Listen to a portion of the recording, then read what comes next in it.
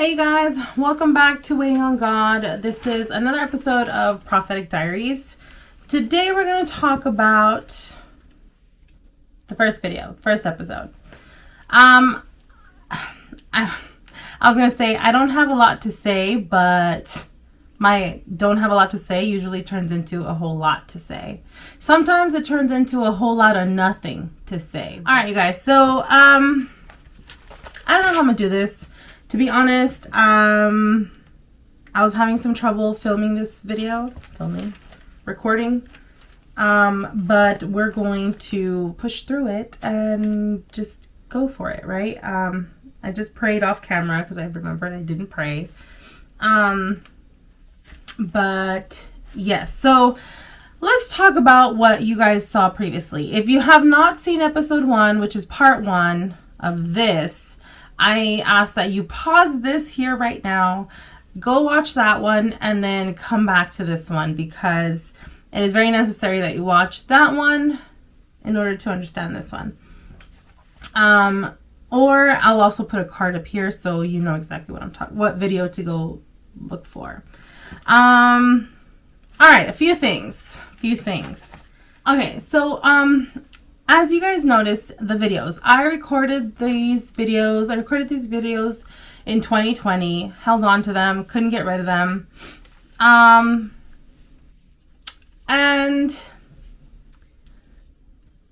you know, it's really funny how things happen because I know I held on to them for a reason. The purpose of releasing them someday. But when I felt like the Lord was leading me to release them, then all of a sudden I was like, no, I'm not ready. I don't want to. Maybe I should just delete, maybe forget the whole thing, that kind of thing. I don't know why we do that. I don't know why I do that. It always happens. It's like he's letting me know, like, hey, this is coming. And I'm just like, yeah, okay, I see it. And then it's like, okay, now. No, I don't want to jump in. I don't want to dip my toes. I don't want to do this. I don't want to do that. Anyway, yeah. I mean, let me know if that's you too.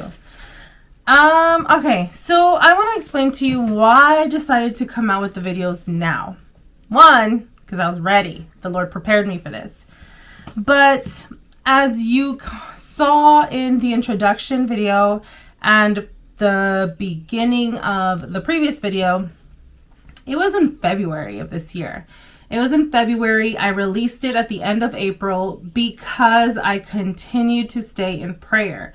I wanted to make sure that it was not me wanting to release these, which I know it wasn't me, but I just wanted to make sure. And it got to the point where it's like you continue to pray for something that I'm not telling you no on, and you kind of know that this is coming, so why are we still praying about it, kind of thing. But what really, in February, what really just had me be, how can I say it? What really just moved me to record was watching, a sister in Christ in her series where she talks about, the Lord revealing her husband to her. And, as I said in the previous video, it was like hearing me. A lot of things that she was saying, it was like a mirror reflection. So, I knew that this was the enemy's tactic, like this was his strategy. And I saw that video. That was just kind of like what really fueled my passion to even like start to think about releasing these videos. And I do not want this to happen to anybody else.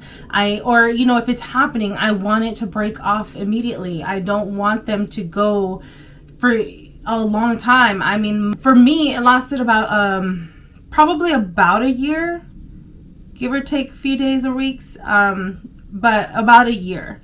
And this sister in Christ has been more than a year, and I know that he continues to have people in this little game.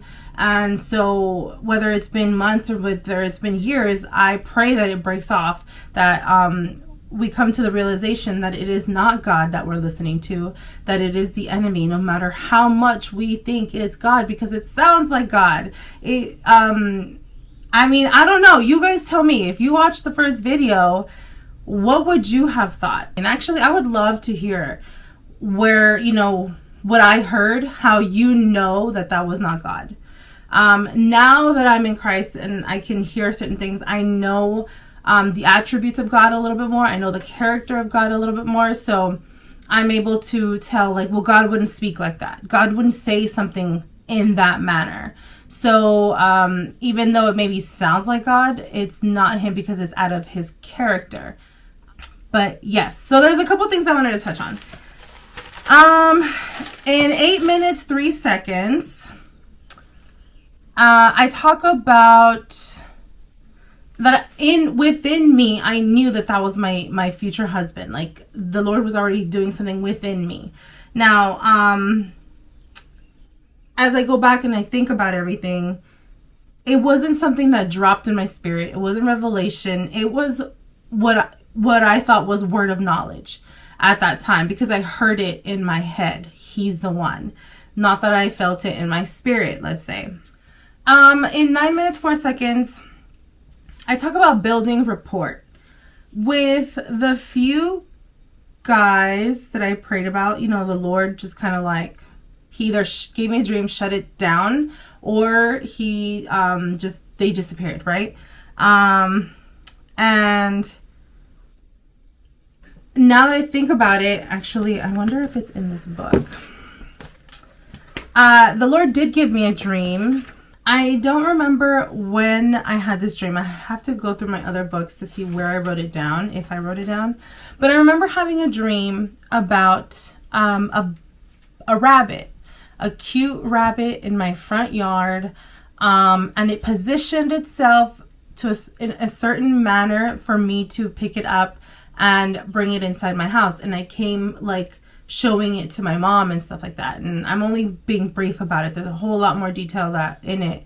And when I was praying about it and asking the Lord to like help me interpret this dream, I came to the understanding of someone coming into my house, or me bringing someone into my house and trying to like show my mom or whatever. But this bunny was just kind of looking around like, wow, like, look at this house. Oh my goodness, I made it in, kind of thing. I don't, whatever.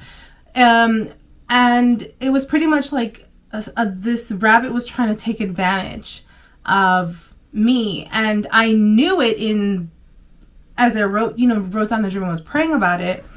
I knew what the dream meant, but at that time, I didn't think it was about him. I thought it was about someone else that was coming around to my house a lot. And I just thought that this sister in Christ was maybe a little sketchy, and I was just praying about her, like, Lord, reveal whatever it is that, whatever it is. And yeah, and he pretty much, he warned me about it. I just didn't listen. I didn't catch it. I did not catch it.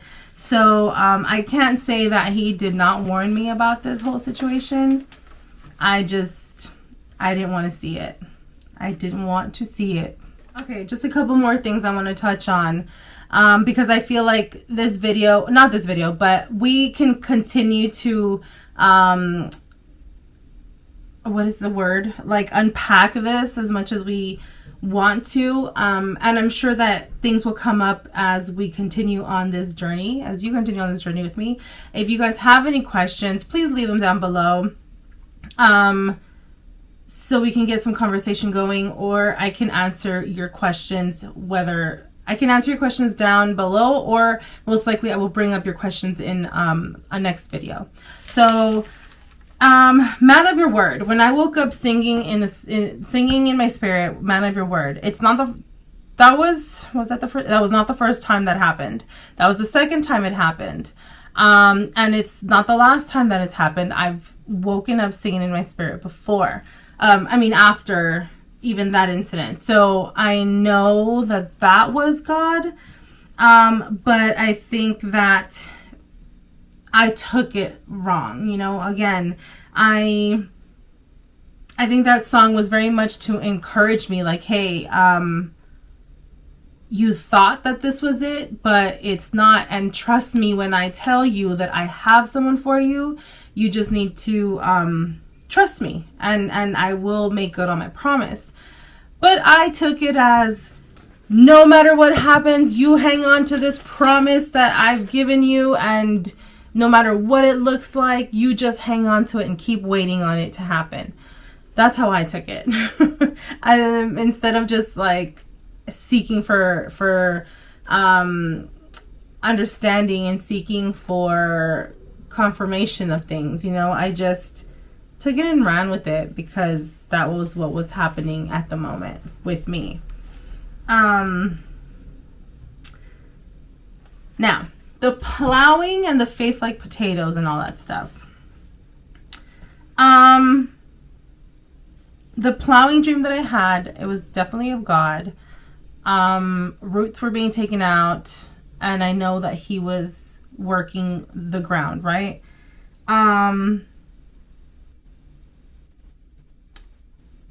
The faith like potatoes was I was awake, I was in the shower when I saw the vision of the potatoes underground. Now, I don't know how visions work. Was the potato vision of God? I don't know. Does the enemy give visions? I have no idea.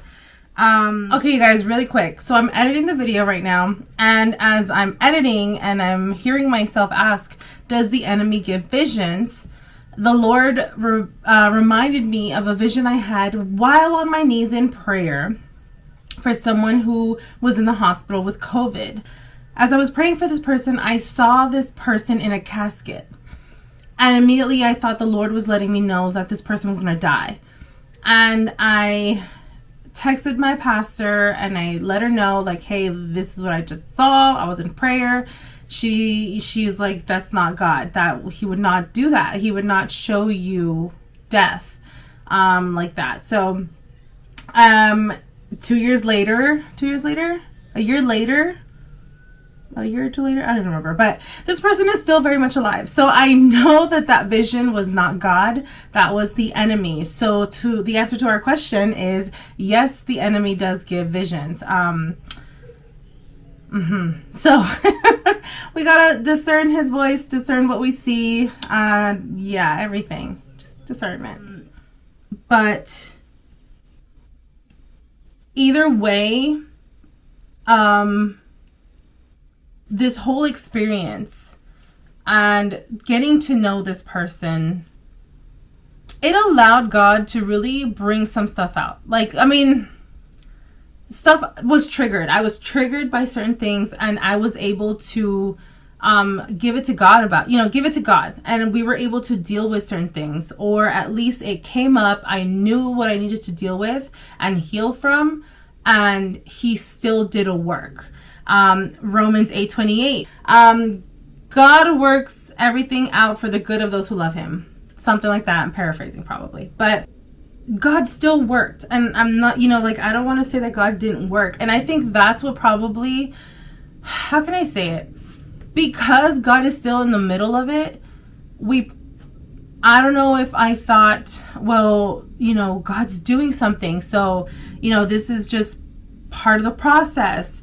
And it is in a way, but at the same time, it's just part of the wrong process. Like, you know what I'm saying? Like, I